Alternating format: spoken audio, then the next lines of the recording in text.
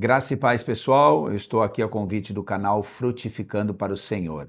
Eu queria dividir uma passagem com vocês que eu aprendi e ouvi muitas vezes nesses anos de caminhada com Cristo e que me chama muita atenção. Eu queria compartilhar com vocês na passagem de Lucas 15, onde Jesus diz a parábola do filho pródigo. Um homem tinha 2 filhos. Quando o mais jovem disse ao pai: "Pai, eu quero a minha parte da herança", o pai concordou em dividir a fortuna entre os filhos.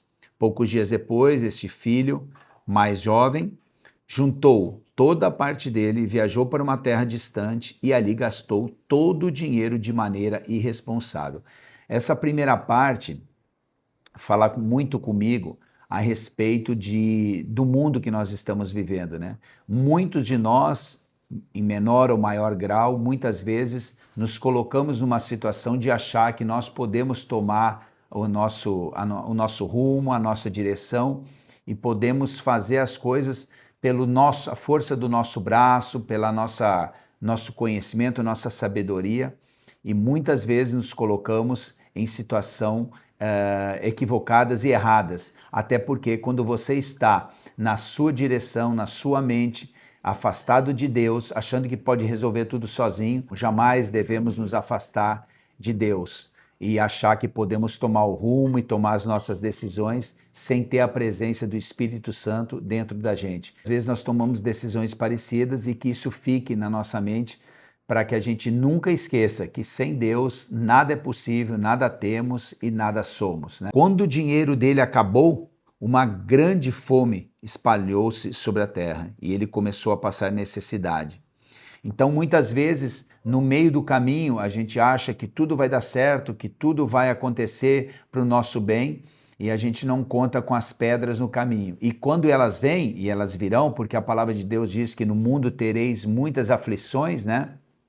E a gente, às vezes, sabendo que tem o livre-arbítrio, acha que pode tomar decisões sem Deus, isso acaba acontecendo e a gente se encontra sem rumo, sem direção, sem uma mão para nos guiar. E ele teve agora um ato que eu acho que talvez seja um dos principais para mim, pelo menos dessa passagem.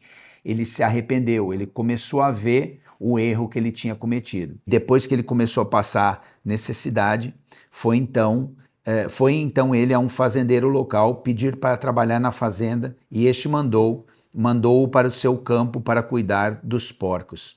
O jovem andava com tanta fome que desejava encher seu estômago com as vagens que os porcos comiam, mas ninguém lhe dava nada.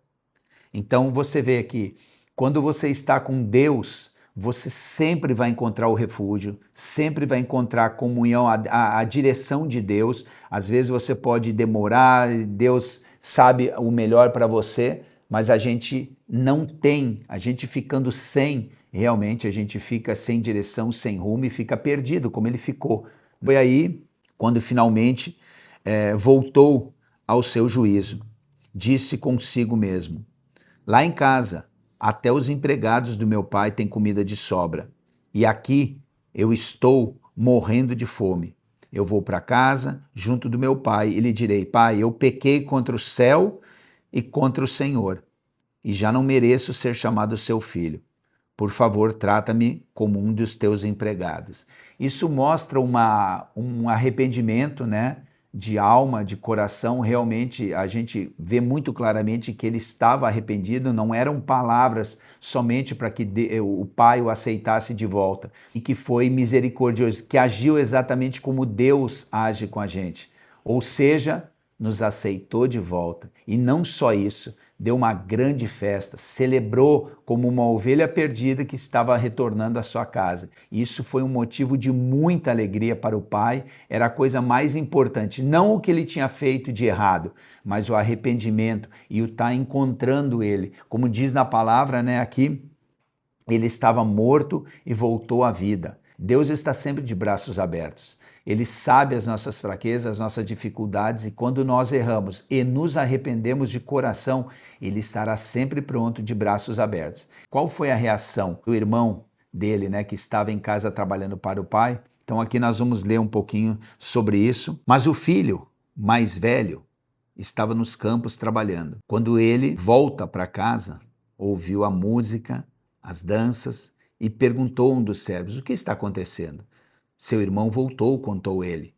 E o seu pai matou um novilho gordo e preparou uma grande festa para comemorar a volta dele ao lar, vivo e com saúde. O filho mais velho ficou muito irado e não queria entrar.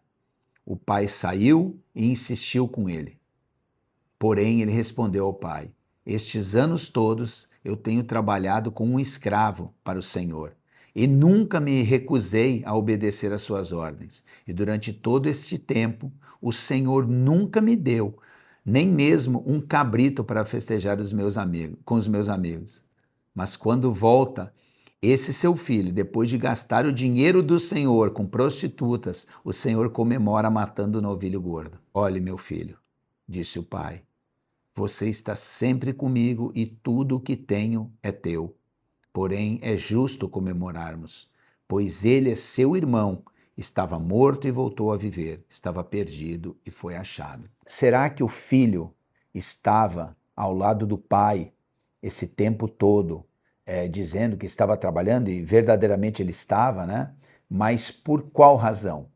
Porque ele amava o seu pai ou porque ele tinha interesse nas coisas que o pai dele poderia proporcionar? Será que se ele tivesse completamente entregue ao seu pai em amor, em prestação de serviço, em unidade, será que ele se comportaria dessa maneira? E que a gente cuide muito das nossas ações, dos nossos exemplos de vida, porque muitas vezes fazemos isso, julgamos, condenamos os outros, ao invés de termos misericórdia e sabermos que nós também cometemos muitos erros e gostaríamos, neste caso, de receber o perdão de Deus. A gente muitas vezes faz com Deus, mas muitas vezes estamos com Ele pelo que Ele pode nos dar e não pelo que Ele verdadeiramente é e representa nas nossas vidas. Isso é uma reflexão de uma pessoa que tem um conhecimento não tão grande, mas que tem muita sede de aprender a cada dia. Eu espero que vocês também tenham isso, esse desejo de conhecer a Deus, de ter relacionamento com Deus e que isso chegue a um ponto de nos tornarmos íntimos do Pai. E quando isso acontecer, nós vamos estar livres dessas vaidades, desses julgamentos, desse nosso orgulho e vamos verdadeiramente buscar aquilo que o Pai tem de melhor para nós, aquela essência do Pai que nos ama, que quer sempre o melhor para nós, que está sempre disposto a nos receber de braços abertos quando erramos, quando pecamos. Que Deus abençoe a todos, tenham uma ótima semana.